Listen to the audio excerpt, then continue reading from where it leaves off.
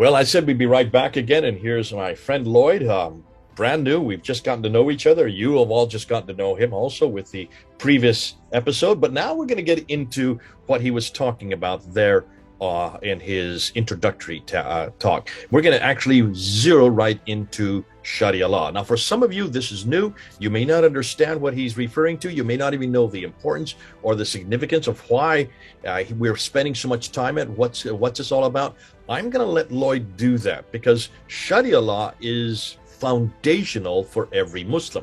Not every Muslim may know that. Not every Muslim may tell you that. In fact, many Muslims here in the West, they would kind of shrug their shoulder and say, well, that's not for us. We now live in the West. Sharia does not impact upon this. Lloyd is going to help you with that. And he's going to show you that from the very beginning, it has been enormously important. It is absolutely significant. And because it is so significant and because of its foundational impact on Islam, we've asked Lloyd, the expert in this area, to do just that and show us the impact of it. So for this first episode, we're going to define terms. I'm going to give it over to Lloyd now. Lloyd, over to you. Help us. Bring us into this. Give us some idea of where you're going to go with it. I'm going to do a simple introduction to everyone about Islamic law. So generally we can use the term Islamic law, and I might use the term Sharia. I might say Sharia law. I might even use the term fiqh. Technically, they are two different things, but generally speaking, the common term is just Sharia. People will simply say that. Even Islamic scholars will just say Sharia when they mean, and we'll define the differences between those two words as we go, and I will show you how they were derived, how they are applied.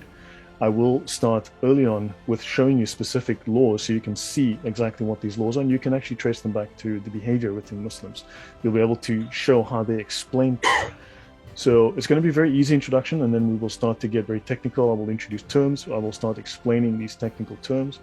It can be a little daunting at first, but once you get it, it's actually really quite straightforward. So we'll have the rules, the doctrines. Also, I will not be using the Quran very much. The Quran is not very necessary here.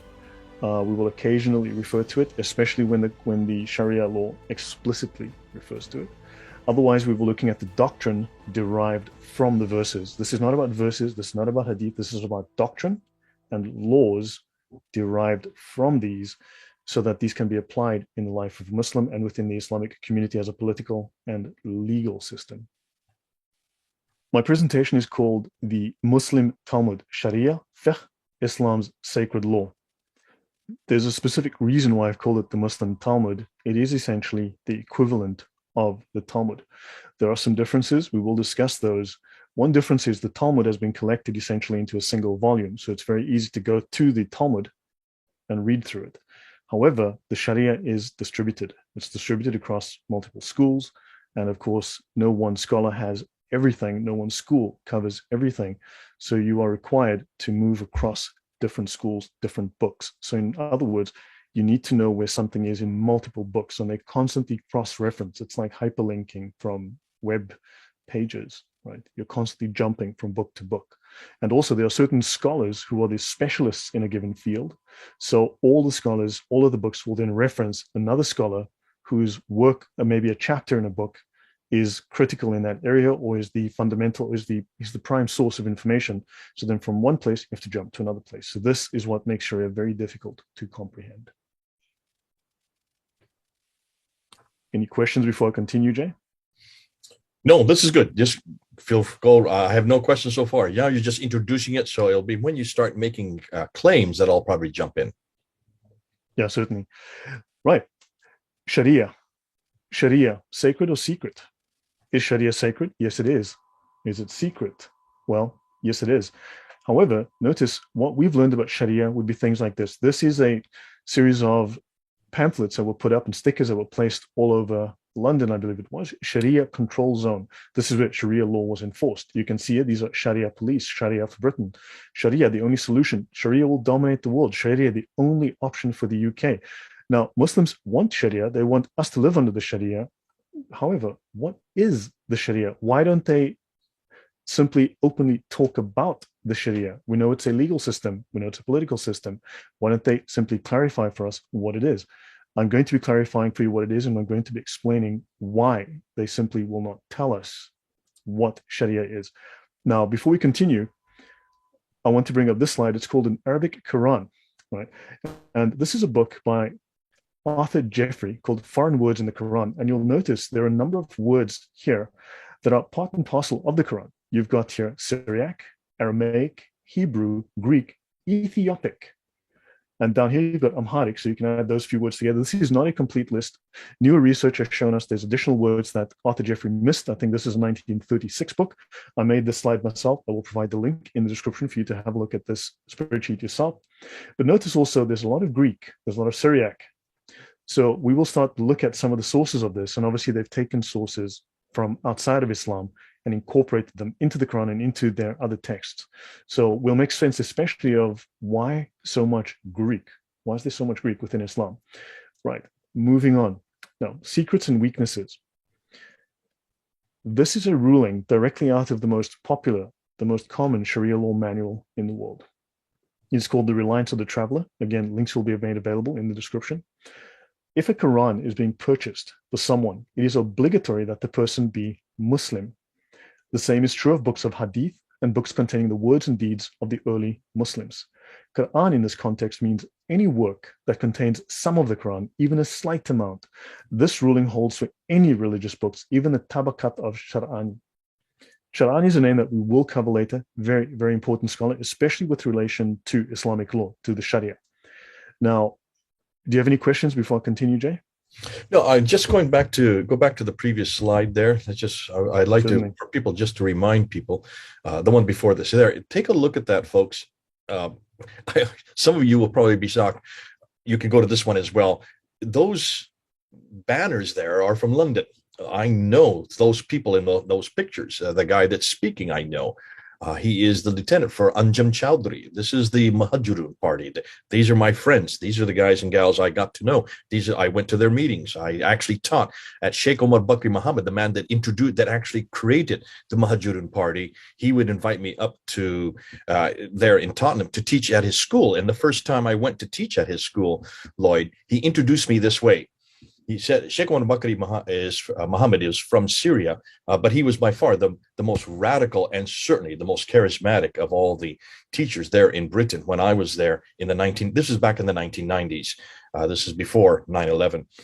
I'm sorry, no, this was after 9/11. Sorry, this is just post 9/11. So we're talking about 2002, 2003, 2004. And he introduced me into his class saying, this is my favorite Christian, but this will be the first man I kill when Islam comes to Britain, when they introduce Sharia law. My first debate with him was in 1999, and in front of about 3,000 radical Muslims. We did basically what we did is Islam relevant for the 21st or the 20th century? This is the end of the 20th century. And he went right down through showing what Islam would look like in the 20th century. And everything he did, he pulled out of Sharia law. He took it, but he always sourced it in scripture. He took every category that he was talking about. So when he said, we're going to make sure all the women are covered up, and then he went right to chapter 3359 of the Quran to support that. And anybody who is a thief, we're going to cut off their hands. And they went right to chapter 5, verse 38. So he supported everything he said in scripture. And this gave him a huge amount of authority, enormous amount of authority. And that's why he was so popular. These Sharia control zones you see in that picture there those were mainly on the east side of London. That was in Tower Hamlets, which is mainly a Bangladeshi community. And these little placards that they said, if you look at it carefully, you can see no more drinking, no more any type of gambling, no more dancing, no more music, no more everything that people in London love to do. They were going to shut it down, and they were going to dictate for everybody. It wasn't just for the Muslims. This means everybody living in the Tower Hamlets area would have to follow by those dictates, which goes against British law. Interestingly, they even claimed that part of the city as an Islamic state. And they didn't say state, but they would claim that these laws are instituted because the majority of people, it didn't have to be unanimous, just even the majority of people, they were Muslim. Therefore, they could dictate it using as they said, using the structure of British law in order to do that. Now, go to the next slide that you just showed, looking at the Quran. Yeah, folks, take a look at what he has at the top. And thanks for doing this, Lloyd. This is brilliant because I've not seen anybody who actually took Arthur Jeffrey's material and put it into a visual slide. That visually you can see the importance of Syriac and Aramaic. Are you all following that? The importance of Hebrew, Greek, and Ethiopic.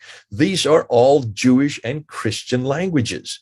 That's why this is so important. Look at how many words that have been borrowed. 382, 300, 257, 205, 196. Are you now understanding why we're finding so much of the Quran has been borrowed from those sources? And you look at just the number of words, and yet all the way through the Quran, Lloyd, it does say, doesn't it, that this is an Arabic Quran in the Arabic language for the Arabic people. Over and over, it keeps on reminding the reader. Why would it remind the reader that if there was something in contradistinction that it is confronting? Well, it's confronting all these other languages. It turns out it is not just an Arabic Quran. In fact, many of the major words in the Quran are borrowed from those very languages because they need those words to underline and give foundation to the ideas that they of course foment. Fascinating. Thanks so much for that. But I just wanted to bring people back to show the importance of why you're going to Sharia law and the importance of why much of this is borrowed from other sources. Right. Okay, I'm going to bring up, you mentioned that this sheikh discussed amputation. You said that this sheikh discussed amputation, right? And he went to a single verse of the Quran, I believe. Now, let's have a look. This, since you brought this up, this is the Hedaya. This is the jewel in the crown of the Hanafi school of fiqh. This is 4 volumes. It is roughly 2,652 pages. For many, many imams, when they go to seminary and they qualify as a judge or as someone who's trained in Islamic law, in the Sharia, this will be the final manual that they will study because it is so detailed, it is so dense. Now let's have a look here. This one is called Book 7 of Saraka or Larceny. Chapter 1, Introductory, page 82. But have a look here, Chapter 2. So Jay, if you can just read this title, I'm going to zoom in a little bit. If you can just read this here. Yeah, of thefts which occasion. So that would be occasion of, because S, that's an old S. That's 100 years old. This was translated in 1751. Understand, Okay. Sharia is the word of Allah. It is the law of Allah. It is eternal. It can never be abrogated. It can never be annulled. It can never be replaced. Yeah. So we have to realize that the F was the S letter back then. Now we've changed it to the S letter. So of thefts which occasion amputation, and of the manner of cutting off the limb of a thief and the execution now, thereof. Notice this starts in page 87 and goes down to roughly a page 126. You're looking at 44 pages of information which explains how to cut off the limb of a thief, when, under what conditions, how. Now, you mentioned a single Quran verse, and here there are 44 pages he could have shown live on the screen. The problem is Sharia is a secret. He cannot explain this. He's not allowed to reveal this. Look at the importance. If the laws exist, why didn't he go to the law? Sorry, Jay? I mean, you're making a huge point here, and this is, I hope that people are understanding it. And what Lloyd, thank you for doing this. It's not just the Quran, which gives us just one verse. People say, okay, that's just one verse. What Lloyd, you're making a huge point, and that is, if you want to see the application of what the Quran is, you want to see where they exegete it, you need to go to the law itself. And 44 pages just on why and how, even the method that they're going to cut off the hands, all of it is unpacked there. That shows that this is enormously important. Yes. So one verse, you see, now an issue is that you go to one hadith, which has 20 words, and you go, well, there you go, that's it. I guess we're going to have to do our own exegesis. Well, please understand, the exegesis was done 1,000 years ago.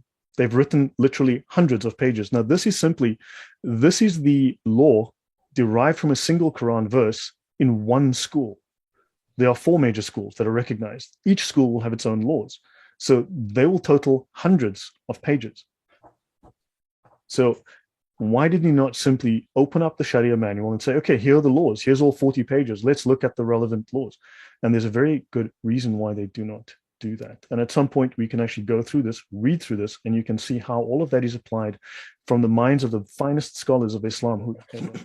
Lloyd, this is exactly what you're all about. And this is why you wanted to come on board. This is why everybody says, bring Lloyd on board. Because what he's going to show you is not just the fact that there may be one verse in the Quran that refers to, in this case, cutting off of hands. There's an enormous amount of background material that is just as foundational and just as important as to how you're to cut off the hand, where you're to cut off the hand, what is the purpose, what is the jurisdiction, and this background material Muslims don't want to talk about because they would rather just say, oh, just one verse in the Quran, therefore it's not significant. Hugely significant if you're going to spend 44 pages in just one manual that represents just one school of four. And you can understand then why this is enormously important for those Muslims around the world who are watching and seeing people's hands cut off. Let me just show you this picture right here of the stadium where they are actually amputating hands. They amputate hands. They're still doing this today. It is quite normal in many Muslim countries to amputate hands. Muslims here in the West don't want you to know this. Muslims here in the West don't want us to talk about it. Muslims here in the West don't want you to see. In fact, they would say this is something for 1400 years ago. It's nothing to do with today. It has nothing to do with us as a Muslim. But yet what you're saying, Lloyd, is every Muslim, if they want to know what the Quran is saying, this one verse in chapter 5, verse 38 is saying, you better go back and see what the Hedaya actually amplifies it and understands it. Listen, we do that in Christian, I'm a Christian, and we do that in Christianity. If you want to see what Jesus said, you go to Paul's commentaries and you see how took the gospel and unpacked it for Ephesus, or unpacked it for Philippi, or unpacked it for Colossus, or did the same thing for Corinth. That's how we live, by following Paul's letters. In the same way, Muslims, in order for them to understand one verse, cutting off of hands, how that's to be impacted in real day life and how they're to apply, you need to go to the Hedaya, or these other manuals that are for each one of the four schools of fiqh. Great that you're doing this. This is so important. As we bring this to a conclusion, what are you going to do next? Where are you going to go next with your next episode? The next episode, I introduce the sources. I will briefly discuss why Sharia is secret, that Muslims are not allowed to share this information with you. And then we're going to talk about Islam as not as a religion, but as a deen. We're going to learn that Islam is a deen is a political system, and a deen is a political system that has much in common with political systems like Nazism, communism, and fascism. Okay. Most Muslims listening, deen would be the practices. You're going to unpack that and show that this is foundational to everything that they must do, the practices that they must participate in. Correct. Islam does not call itself a religion, it calls itself a deen, and a deen is a political and legal system. Okay, that's still next time, folks. Come on back. We're going to have an awful lot to do with Sharia law. This is Jay and Lloyd from the United States and Poland. Over and out.